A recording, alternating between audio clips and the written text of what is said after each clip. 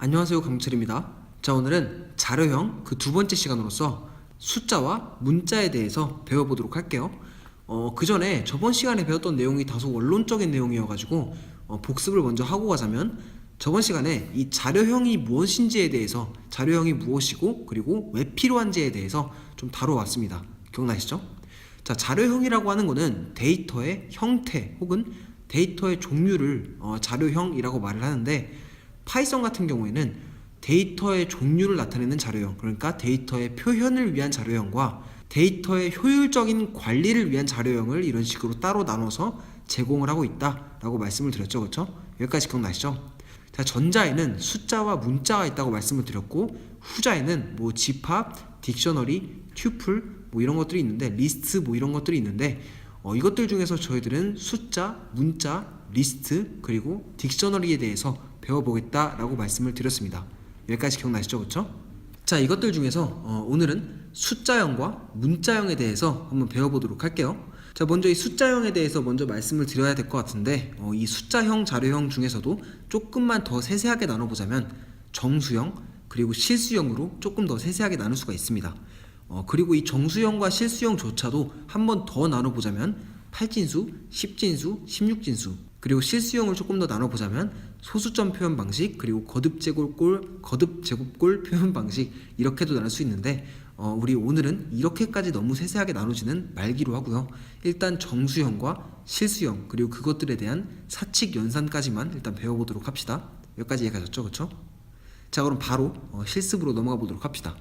자, 실습 시간으로 넘어왔습니다. 숫자형에 대한 실습을 진행하기 전에 여러분들한테 정말 중요한 파이썬 개념을 하나 말씀드려야 될 것 같은데, 그건 바로 뭐냐면 이 주석이라고 하는 개념입니다.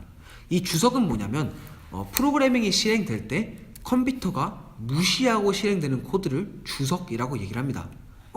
컴퓨터가 무시하는 코드는 왜 써주는 거예요? 라고 물어보실 수도 있는데, 이 주석은 뭐냐면 메모라고 생각하시면 돼요. 즉, 우리 사용자들만 읽을 수 있게 작성한 메모를 이 주석이라고 말을 합니다. 실제로 여러분들은 파이썬 코드를 보시거나 혹은 작성하실 때 이 주석을 아주 많이 접할 거고 또 작성하게 될 겁니다. 왜냐하면 여러분들이 작성한 코드를 예를 들어서 다른 사람들한테 뭐 보여주거나, 혹은 여러분들이 뭐 다른 사람들의 코드를 보거나, 아니면 여러분들이 아주 옛날에 작성한 코드를 나중에 읽거나, 그럴 때 이 메모가 없으면 가끔씩 좀 알아듣기가 어려울 때가 있거든요. 특히나 대규모 프로젝트인 경우는 더더욱 그렇고요. 그렇기 때문에 여러분들은 앞으로 파이썬 코드를 작성하실 때 이 주석을 많이 남겨두시길 바랄게요. 아시겠죠? 자, 이 파이썬 코드상의 주석은 어떻게 남겨주면 되냐면, 코드 앞에다가 샵 이렇게 써주면 됩니다. 이렇게 친 순간 이렇게 주황색으로, 이렇게 초록색으로 색깔이 변했죠, 그렇죠? 이 초록색에 해당하는 부분이 다 주석입니다 라고 말을 해주는 거예요. 아시겠죠? 자, 그러면 샵이라고 친 이 1번 코드는 주석이 됐다는 뜻이에요. 여기까지 가셨죠, 그렇죠? 자, 2번 코드도 마찬가지로 주석으로 표현하고 싶으면은 일단 샵 이렇게 써주면 됩니다. 여기까지 가셨죠? 간단하죠? 자, 그리고 여기 사이에다가 예를 들어서 뭐 2번에다가 이런 식으로 코드를 하나 작성했다고 치면은 원래 같으면은 1번부터 시작돼서 1, 2, 3 이런 식으로 코드가 진행돼야 되겠지만, 이 1번과 3번은 컴퓨터가 실행할 때 무시하라고 우리가 남겨둔 주석이기 때문에 1번과 3번은 무시한 이 2번만 실행이 되게 됩니다. 한번 볼까요? 이렇게 치면은 안녕 이런 식으로 2번만 실행된다 라고 하는 걸 확인할 수가 있죠. 여기까지 해가셨죠? 이 주석이 무엇이고 여러분들이 앞으로 왜 자주 써줘야 되는지 여기까지 해가셨죠? 그쵸? 자, 지금부터 우리는 이 숫자형, 자료형에 대해서 이야기를 해볼 건데요.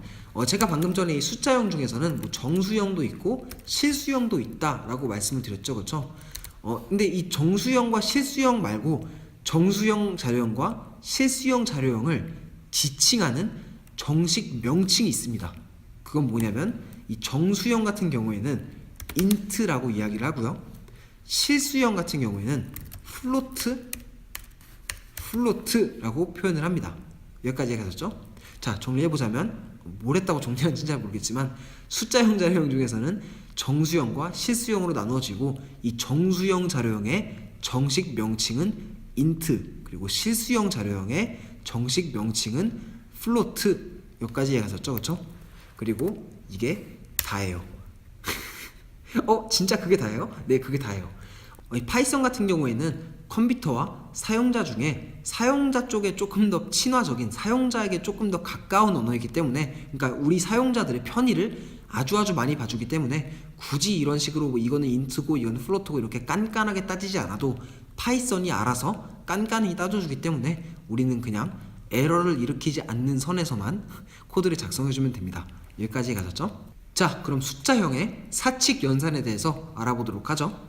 가령 예를 들어서 제가 여기다가 num1이라고 하는 이름의 변수를 선언했다고 칩시다. 그리고 여기다가 어떤 값을 저장해주고 싶냐면 사용자로부터 직접 값을 입력받고 싶어요. 바로 이 input 함수를 통해서요. 그리고 이 input 값은, 그러니까 우리가 사용자로부터 어떤 값을 입력받고 싶냐면 정수형 숫자를 입력받고 싶습니다.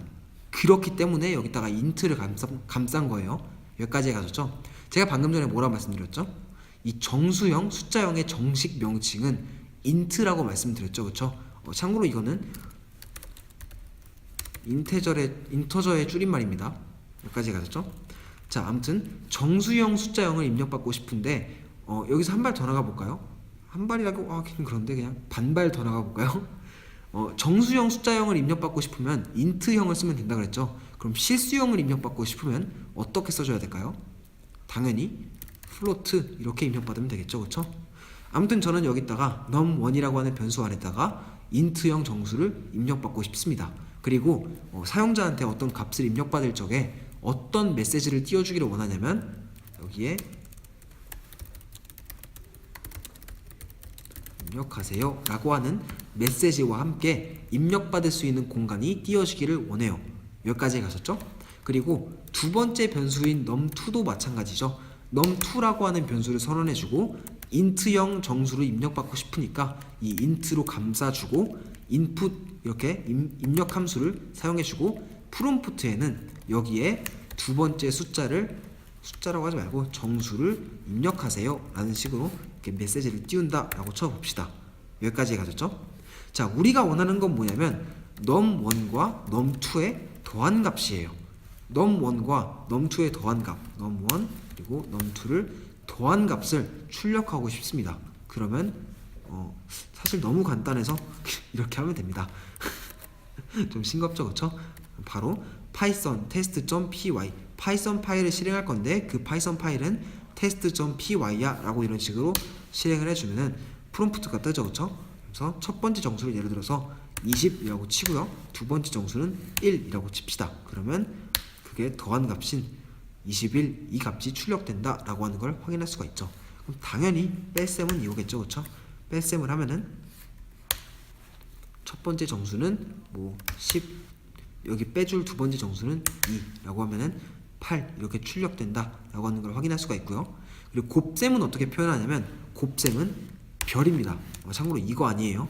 별 Shift 8 별이 곱셈입니다. 이 별 딱 쳐주면은 당연히 10 곱하기 4는 40 이런 식으로 곱셈이 출력된다 라고 하는 걸 확인할 수가 있고요.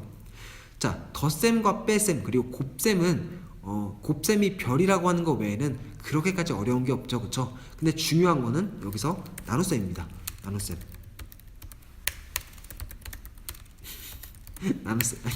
나눗셈이에요.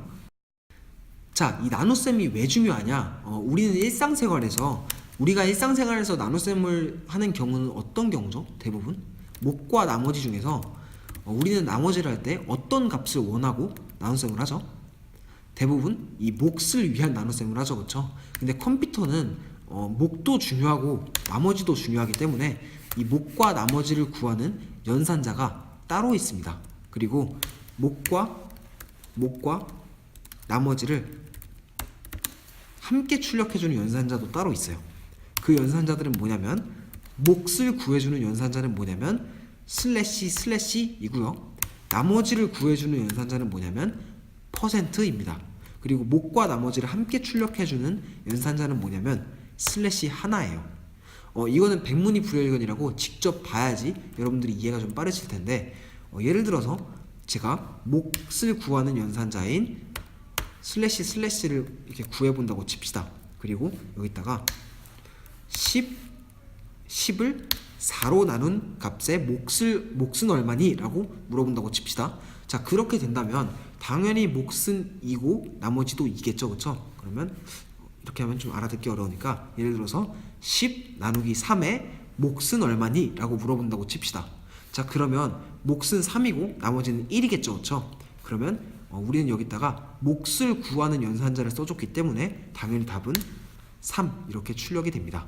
근데 이 값에 10 나누기 3에 나머지를 구하고 싶다 라고 하면은 제가 방금 전에 말씀드렸던 것처럼 이렇게 퍼센트 연산자를 써주면 되겠죠, 그쵸?